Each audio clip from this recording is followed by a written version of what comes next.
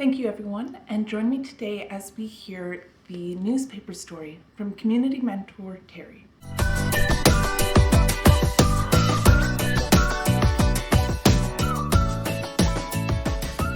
So I love this newspaper story so much, and I think it fits perfectly into the people teaching sharing.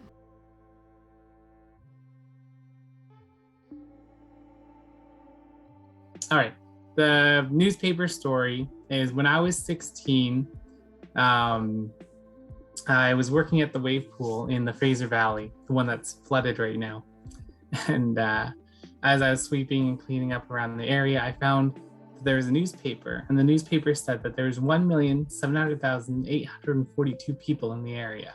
What do you think when you hear the number 1,700,842? I think that's a lot of people.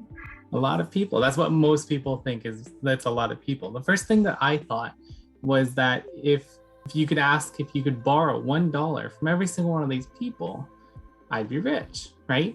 So I thought, well, if I was an honest person, which I'm trying to be, then to borrow means you have to give back. So the moment you get the dollar, right, or all the money, then you had to eventually give it all back. So I'd start exactly where I was.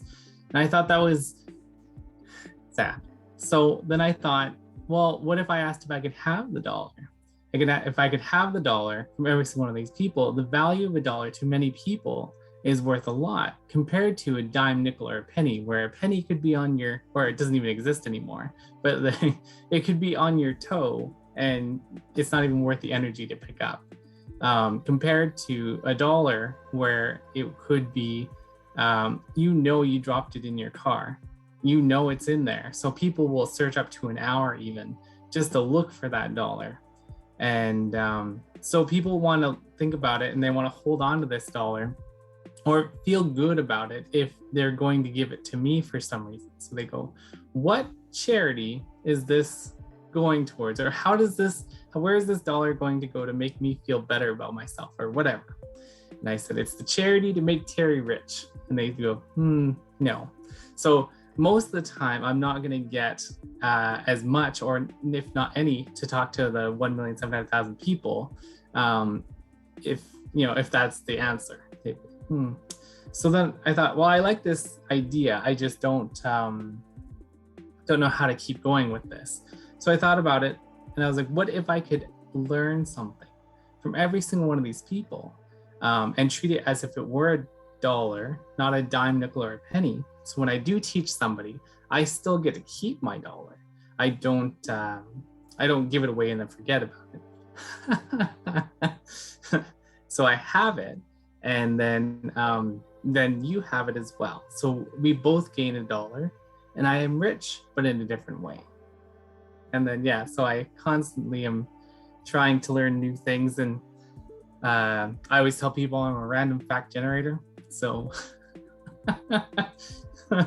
all these little tiny information things that are the tiny dollars I learned from other people, I just pass that along. And people are like, wow, you know a lot about that subject and that subject and that subject. I was like, because I don't know, I like learning.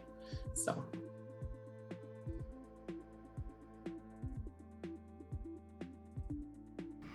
Now, I think this newspaper story is a fantastic metaphor talking about the importance of sharing knowledge, because after all, by sharing knowledge, we are participating in a tradition as old as time. When others are sharing stories or knowledge, they're giving you something very valuable. Through this simple story and this simple activity, you are participating in the people teaching sharing.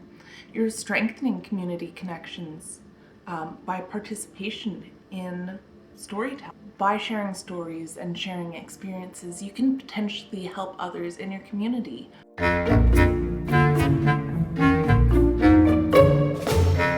What's something that you like to share?